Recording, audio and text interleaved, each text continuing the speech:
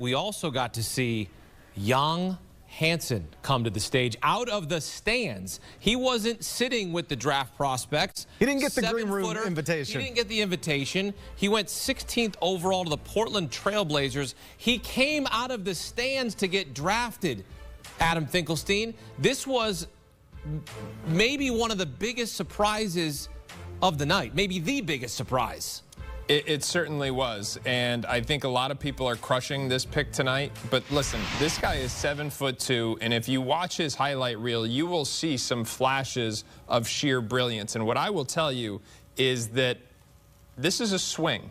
No one knows whether or not it's going to hit. Portland doesn't know whether or not it's going to hit. Nikola Jokic was a second-round pick. Jalen Brunson was, I think, taken around 30. You can go down the list of guys every year. There is someone who vastly exceeds their draft stock. Could that player be Janssen this season? Clearly, Portland thinks so. And it only takes one franchise to invest in you. Now, there's some fit concerns there. I don't know how he plays with Donovan Clingan. If they think he's got star potential, I'm not sure how you nurture both of those assets at the same time. They've got to figure that out. But you're not going to hear me coming up and saying that the franchise who invested millions of dollars in scouting this guy across the globe and personality assessments and physicals and background checks and all that stuff has no idea what they're doing. That, I assure you, is not the case. But this is a big swing, and we'll see how it goes. The reason it gets so much attention is because people like us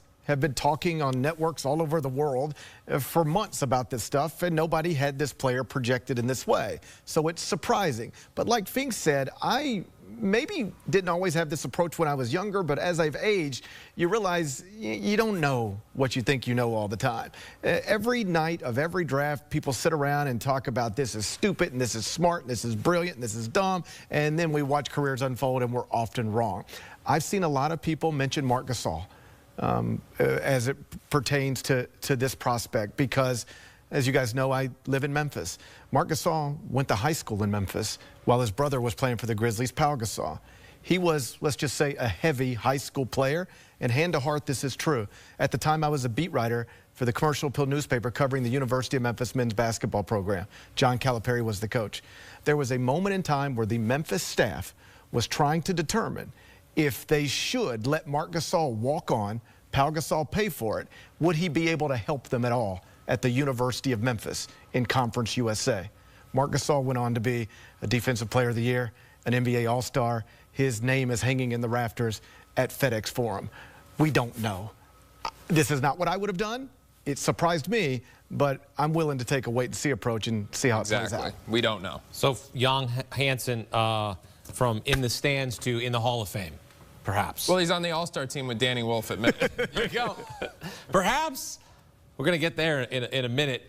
Avery, what do you think of this pick, 16th overall? Look, he's 19 years old. He's young. I mean, look, maybe this pans out, and we're sitting here going back to 2025, 5 years later, and we're going, man, this guy's awesome. It's a possibility. There's so many unanswered questions about a lot of these players, even the ones that we're high on. They haven't played in an NBA game. I'm waiting to see some of these guys play in the Las Vegas Summer League starting on July 10th. And we'll see what happens there. Maybe some of our opinions will change, maybe not. But again, this young man, that Portland obviously think he has tremendous upside. You know, he's a little bit slow-footed right now. We'll see how he develops. You know, GP made the comparison, with Marc Gasol. I think if he's 3/4 of Marc Gasol, Portland will be excited about that pick. Here's a team that's currently, I believe, up for sale by the trust of the former owners. So, again, a lot of question marks here. I think let's check back in 2 or 3 years and see how this young man is progressing. Now over to our next big winner of the draft, we have the San Antonio Spurs. The Spurs entered the night with the number 2 pick and the number 14 pick in the draft, getting 2 lottery picks to strengthen their young core even further with. And to put it simply, that is exactly what they did. Based on the way their roster is already set up, there was some reasonable temptation to reach elsewhere at number 2, but in the end they made the right decision by taking Dylan Harper, because at the end of the day, Harper was clearly the second best talent in this draft class, and passing on talent in favor of fit is pretty much always the wrong decision. Sure, they do now have to find a way to utilize all 3 of Harper, De'Aaron Fox, and Stephon Castle, but too many quality options at a position is a much better problem to have than being a team without enough quality options, so they'll gladly take it. Now over to the first big loser of the night we'll be discussing today, we have the New Orleans Pelicans. It's only right that we go to the opposite side of that trade that I just mentioned, because man, did it leave me scratching my head. The Pelicans started the night with the 7th pick and the 23rd pick in the first round, and they started off the night by drafting Jeremiah Fears, which isn't a bad selection that I necessarily hate for them by any means, but it definitely comes with a bit of caution. Fears has undeniable talent as a creative and crafty ball handler who can get wherever he wants on the floor with ease, but his efficiency numbers are pretty dreadful, and he needs to learn to play more under control, plus at this point in time he's way too small to hold his own against NBA players on defense, so it's going to take some time for him to blossom. Now over to our next unfortunate loser of the night, we have the Brooklyn Nets. I'm not going to sugarcoat this, the Nets had an astoundingly bad night when, at the start of the evening, they were seemingly sitting in the driver's seat to come away as the biggest winners of all. This is a team with only a few players still under contract next year, so they didn't have any specific needs, they had all the chances to swing big at potential, and yet they somehow managed to botch pretty much all of it. They made an NBA record 5 first-round picks last night, selecting at numbers 8, 19, 22, 26, and 27, and they somehow managed to fail to draft a single player that can shoot the basketball. In today's NBA, poor spacing will kill you, and the Nets actually went 0 for 5 on quality shooters. Yegor Demin is a 27% from 3. Nolan Traore shoots 29% from 3. Ben Saraf, 26% from 3. Danny Wolf is a center who shoots 33% from 3 on low volume.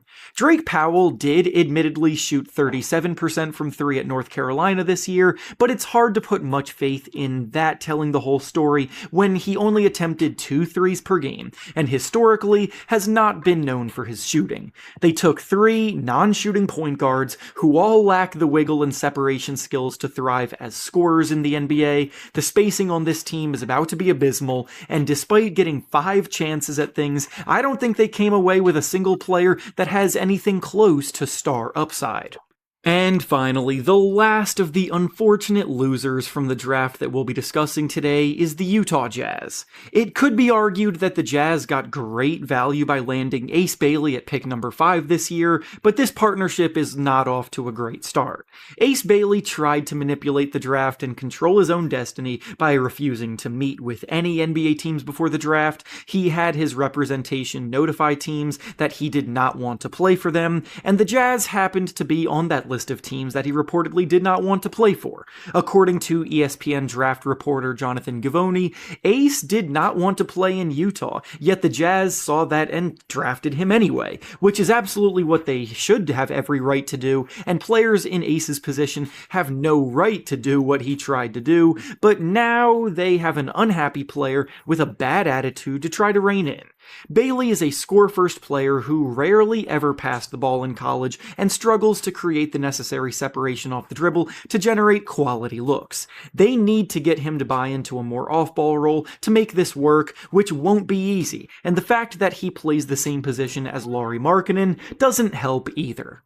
And with that being said, that's all I have for you today. Make sure to like the video, subscribe to the channel, and comment down below who your biggest winners and losers were this year. Thanks for watching, and I'll see you all next time.